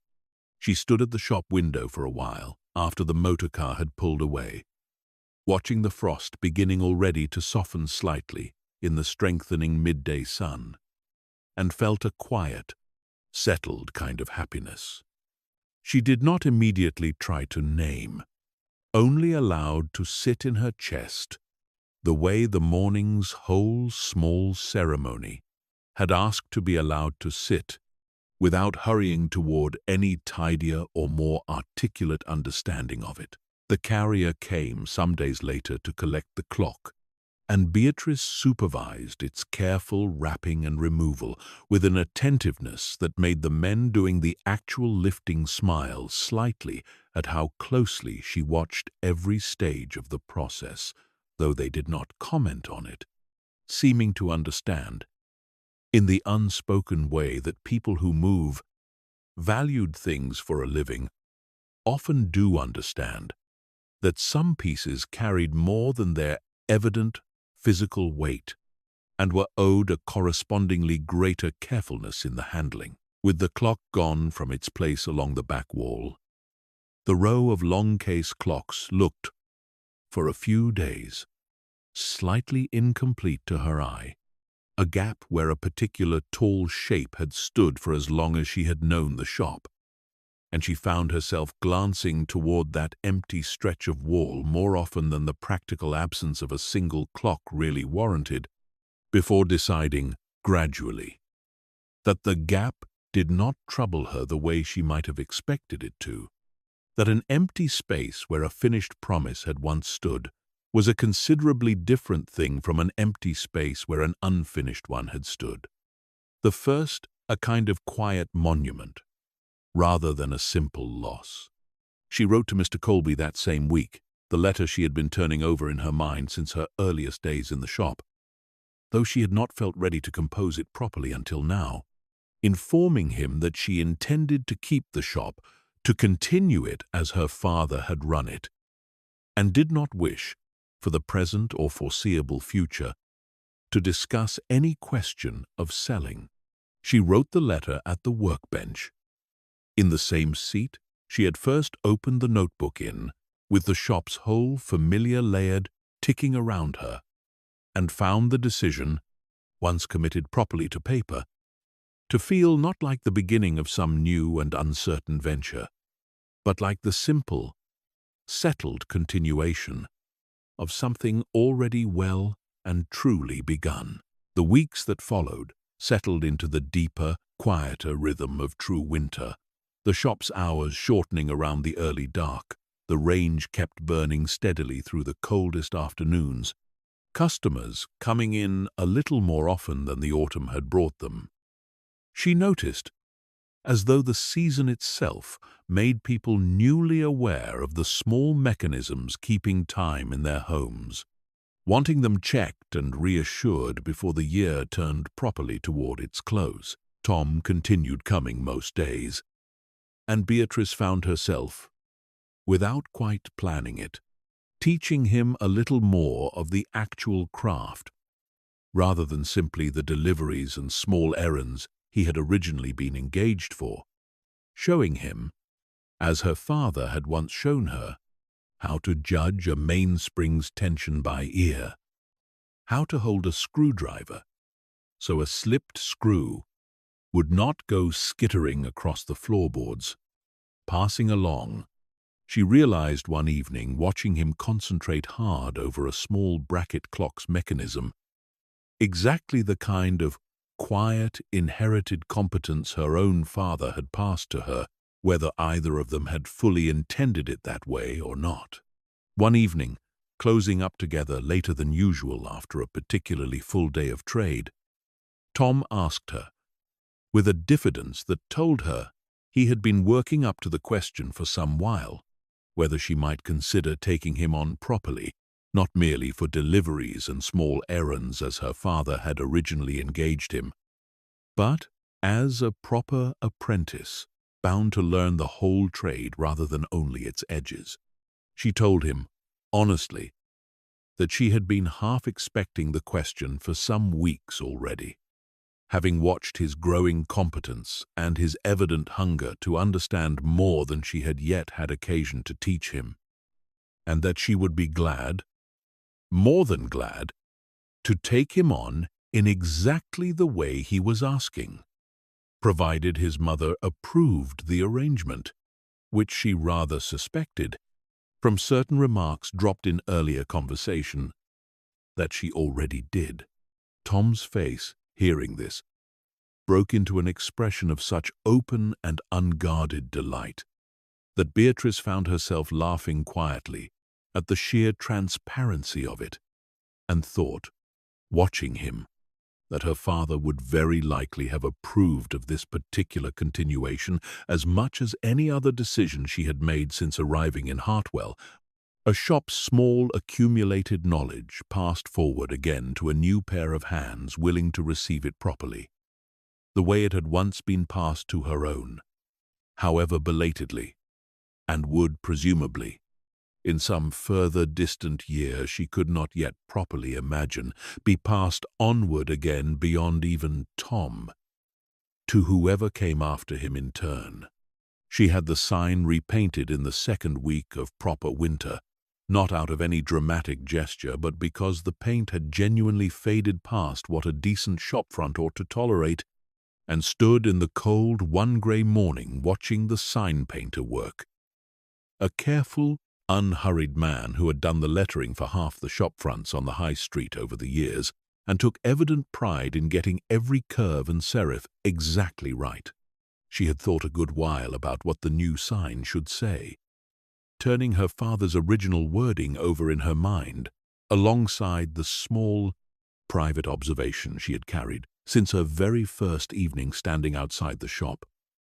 The absent second line she had once expected, and then stopped expecting, and then, upon finding its absence returned to her sharply that first evening, had not been able to entirely put down again. She asked the painter, in the end, simply to add beneath the existing lettering a second line, smaller, matching the original's careful, unshowy style,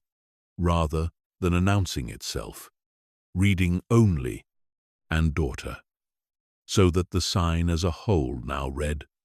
Fenwick, Clockmaker, and daughter. No fuss made of it. No explanation offered to anyone who asked, though several long-time customers did ask, in the gentle, curious way of a town where such details did not go unnoticed. And she found she rather liked answering them plainly, that it had simply seemed, upon reflection, the truest possible description of who now kept the shop's hours and minded its clocks, and that her father, she believed, though she could not of course be entirely certain, would have been glad of it. A letter arrived from Margaret Crane, not long before the shortest days of the year, warm and full of small domestic detail, describing the clock's arrival safely at her new home, its careful installation in the front hall, where the whole household passed it several times a day, and the particular pleasure, she wrote, of hearing her eldest child, not yet old enough to properly understand what the clock meant or where it had come from, pause instinctively at its striking each hour, the way small children sometimes pause at sounds that mean nothing to their conscious minds and everything to some quieter, older part of them. She wrote that she had told her husband the whole story of Beatrice's father's years of patient failure, of the cold workshop and the warm kitchen and the underlined word that had eventually shown the way through, and that he had said, on hearing it, that it seemed to him a rather fine thing,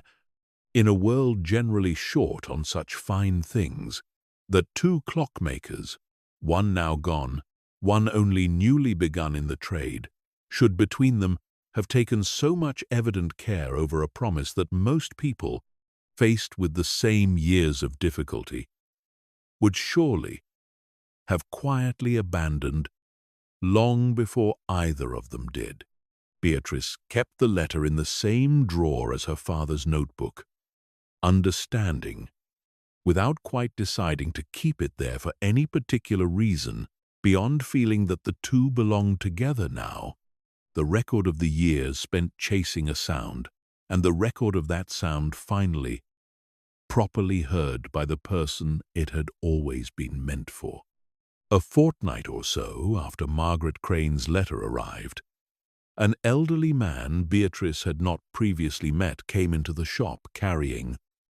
with visible difficulty,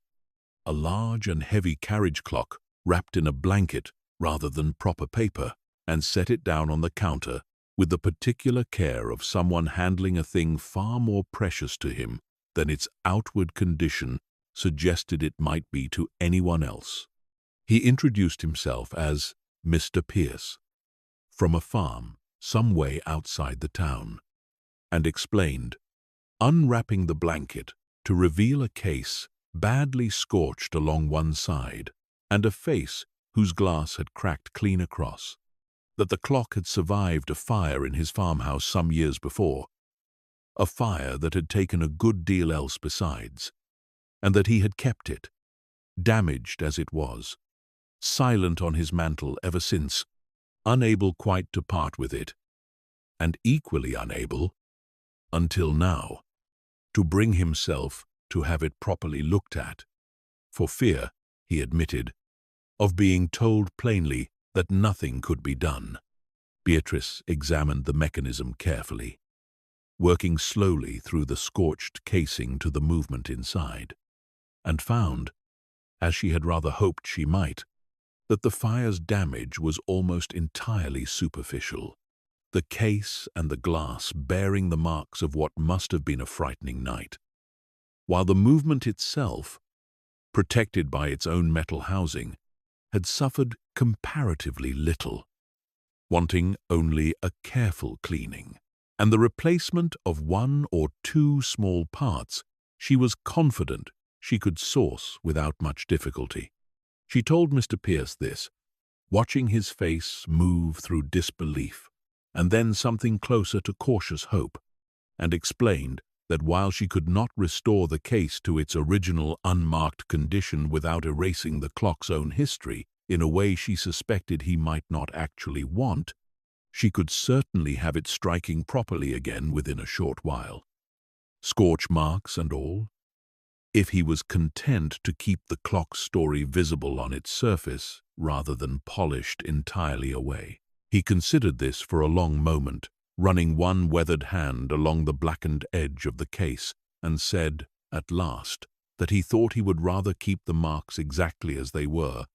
that a clock which had come through a fire and kept its voice afterward seemed to him a considerably more honest object than one restored to a false, unmarked perfection, and that he would be glad, more than glad, simply to hear it strike again, marks and all. Whenever Beatrice found the time to see to it, she worked on Mr. Pierce's clock over several evenings that followed, alongside her ordinary daily business, cleaning the movement with the same unhurried patience she had brought to the crane bell, and found, working through it, that she had grown considerably more confident with her hands than she had been even a few weeks before. The small hesitations and uncertainties of her earliest days at the bench, replaced now by something steadier, more assured, the particular competence that only comes from repeated careful practice rather than from any single flash of understanding. Tom watched her work on it with close attention on the evenings he stayed late, asking occasional questions she found herself able to answer now with an authority that surprised her slightly each time she heard herself producing it, as though some part of her was still catching up to the plain fact that she had, over these few short months, become genuinely capable in a trade she had arrived in Hartwell, knowing only from the outside as a daughter rather than as a practitioner. She delivered the clock back to Mr. Pierce herself, driving out with Tom to the farm on a cold, bright afternoon, and stood in his kitchen while he set it on the mantel and wound it for the first time in what he said had been several years. And when it struck the hour, a short while later, scorched case and all, he sat down rather suddenly in his chair and put his face briefly in his hands, and Beatrice and Tom stood quietly by the door and let him have the moment without intruding on it, understanding, both of them now well versed in exactly this particular kind of moment, that some sounds carried considerably more than the simple information of the hour, and were owed, whenever they finally returned, a proper, unhurried space in which to be received.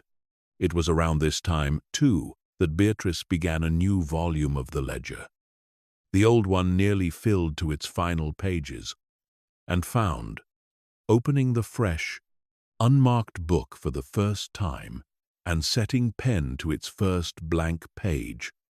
that she wanted very much to keep faith with the particular quality her father had brought to the practice, the small human observations folded in around the practical record, rather than let the new volume become a mere accounting of parts and repairs. She wrote her first entry carefully, recording a bracket clock brought in that same morning by a young woman preparing to marry, wanting the piece running properly before it accompanied her to her new household,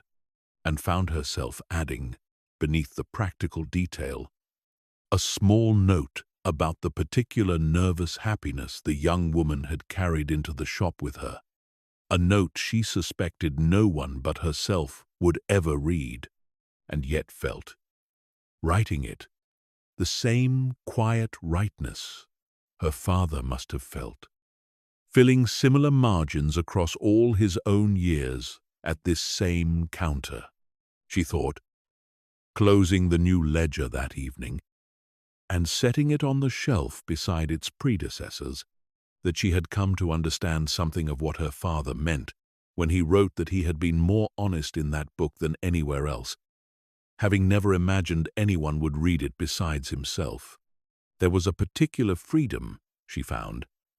in recording a true small observation for no reader, but some imagined future version of the shop's own memory, a freedom that had nothing to do with concealment and everything to do with simply noticing properly, the way a person notices more carefully when they know the noticing itself is being kept somewhere safe, gathered rather than let pass unremarked into the general blur of an ordinary working day. Christmas arrived quietly, as she had somehow known it would. The shop closed for the day itself, though she opened the shutters that morning as usual out of habit more than necessity, and fed the robin its crumbs at the accustomed corner of the sill, the bird arriving exactly on time despite the holiday meaning nothing at all to it. A small, steady point of ordinary continuity in a day otherwise given over to rest. Tom's family had invited her to join them for the day, an invitation extended with the same unshowy warmth Tom's mother had shown in her earlier note about the biscuits, and Beatrice had accepted gladly, spending the afternoon in a kitchen considerably more crowded and noisier than her own quiet rooms above the shop, surrounded by a large, easy family who asked her, kindly and without pressing too hard, about her father, about the shop, about how she found herself settling into a town she had left as a girl and returned to now as its clockmaker. She walked back to the shop that evening in the cold and the dark, the high street quiet, most windows warmly lit behind drawn curtains, and let herself in through the familiar door, the bell ringing its small, slightly imperfect note into the empty shop exactly as it always did, and stood a moment in the dark, listening to the clocks, keeping their patient company around her, before going through to light the lamp and see to the range and settle, at last, properly into the particular quiet of her own Christmas evening, alone in the sense that no one else stood in the room with her, and yet not truly alone at all, surrounded as she was by a whole shop full of small, faithful mechanisms her father had spent a lifetime tending, each one, she thought, carrying some fragment of his patient attention forward into her own evening, exactly as reliably as it had carried it forward through all the evenings before her arrival. By the time the shortest day of the year arrived, Beatrice had settled into the shop so completely that she found it difficult, in quiet, unoccupied moments, to summon back the particular strangeness of that first evening, the key cold in her palm, the bell above the door ringing into a silence she had not yet learned to read. The evenings had their own settled shape now. The shop closed at its proper hour. The clocks left to their soft, continuous weather of ticking through the night. The range banked carefully before she climbed the stairs to the room that had been her father's and was now, without any dramatic transition she could point to, simply her own. She had taken, in these deepening winter weeks, to sitting a while each evening at the workbench before locking up properly, not working exactly, simply sitting among the clocks in the low lamplight, listening to their layered, unhurried disagreement settle around her, the way she had listened to it on that very first evening. Though the sound had changed for her considerably since then, no longer strange, no longer even quite noticeable as sound at all in the way ordinary background things stop being noticed once they have become sufficiently familiar, but present still, underneath her days, the way a heartbeat is present underneath a life without ever needing to be consciously attended to. The robin kept faithfully to its morning visits despite the sharpening cold, arriving at the sill with the same bright, unbothered directness it had always shown her, and she had come to think of the small daily exchange, the scattered crumbs, the brief companionable pause at the window before the working day properly began, as one of the true anchors of her days here, exactly as her father's note had promised it would become. A small thing faithfully done, steadying her in a way she had not expected a bird's simple appetite to be capable of providing. Tom's mother sent round, in the week before midwinter, a small parcel of the particular spiced biscuits the family had apparently always made at this time of year, along with a note thanking Beatrice for keeping her son so usefully and happily occupied through what her mother called, with evident relief, a difficult age for a boy to be at loose ends, and Beatrice found herself unexpectedly moved by the gesture, by the sense gathering slowly around her through these small, unremarkable kindnesses, that she had not merely inherited a shop and a trade, but had been quietly welcomed, in the town's own unhurried and understated way, into something considerably larger than either. Mrs. Alderton came by on Midwinter's Eve itself, her mended clock long since collected and running,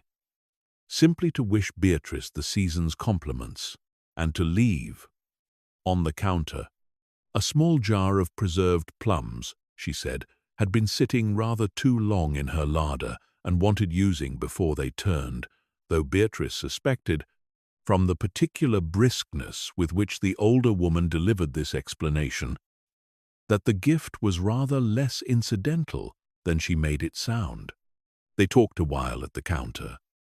the shop's clocks striking the hour around them in their accustomed loose unison, and Mrs. Alderton said, at the door, buttoning her coat against the cold outside, that the town had worried when Aldous Fenwick died, that the shop might close for good, that a trade so dependent on one particular pair of patient hands might simply end with those hands, and that she was glad, more glad than she had properly said before now, to have been wrong about that. She thought, after Mrs. Alderton had gone, of the small stack of correspondence that had accumulated in the drawer beside her father's notebook over these first months. Margaret Crane's letter, Tom's mother's note about the biscuits, a handful of ordinary receipts and orders that meant nothing sentimental in themselves, and yet somehow, gathered together in that one drawer, had begun to form a kind of quiet second ledger, an unofficial record of the town's own gradual acceptance of her. Letter by small letter, kindness by small kindness, and she found herself glad, in a way she had not anticipated, feeling glad about paperwork of any kind, that she had kept every piece of it, rather than clearing it away, as she might once have been inclined to do in a tidier, less sentimental frame of mind. The evening itself passed slowly and pleasantly, a few last customers coming in for small final errands before the holiday properly closed. The shop's doors, an order of new watch glasses collected, a pocket watch wound, and checked over one final time, before a long journey a customer's son was shortly to undertake, and Beatrice found herself seeing to each small task, aware of a settled contentment in the plain, unremarkable rhythm of it. The bell above the door, ringing its small, imperfect note again and again through the fading afternoon, each ring announcing not anything dramatic, but simply the ordinary, steady continuation of a trade she had come, over these few short months, to think of as fully and unquestionably her own. Beatrice closed the shop early that evening, the light already long gone by the time she turned the sign in the door, and stood for a moment in the dark, cold high street, looking back at her own shop front, at the two lines of lettering, visible even in the dim light from the street lamp. Further along, Fenwick, Clockmaker, and daughter, and felt, standing there in the particular hush that settles over a small town on the evening before its longest night, a contentment so complete and so unremarkable in its quietness, that she did not try to examine it too closely, only let herself feel it, the way you let a warm room settle into your bones after a long walk in the cold, gratefully, without needing to understand exactly how the warmth had been made. She went up to bed that night, later than usual, having sat longer than she meant to among the clocks, and lay for a while listening to their sound rising faintly through the floorboards, softer now that winter had properly settled and the whole shop seemed, in some manner she could not have explained in any technical language, to have grown quieter and more contented alongside her, and thought, drifting towards sleep, of her father's note, of small daily things faithfully done, of a robin at a window and a bell tested finally in the right room, and a sign now carrying 2 names instead of 1, and understood that she had, in the short, dense span of a single season, come to belong somewhere so completely that the belonging itself had stopped feeling like an achievement and had simply become, instead, the plain and steady fact of her days. Outside, the town settled deeper into the longest night of the year, frost forming slow and silver along the high street's cobbles, the shop windows dark now, but for the faint gleam of brass and glass, catching whatever thin light still reached them. And inside, in the quiet workshop, where a robin would return again at first light, exactly as it always did, exactly as it always would, the clocks kept their soft, patient, disagreeing company through the dark hours, each one a little different from its neighbor, each one nonetheless keeping faithfully to the same slow turning of the same unhurried night, the way they had kept it for years before Beatrice arrived to mind them, and the way, she thought, drifting finally and fully into sleep, they would go on keeping it for a great many years yet to come, through this winter and the spring that would follow it, through the summer after that, and the autumn after that, through all the turnings back and forward of all the years, still waiting ahead, patient, steady, and entirely at peace, in the old shop, on the quiet street, under the deep midwinter stars,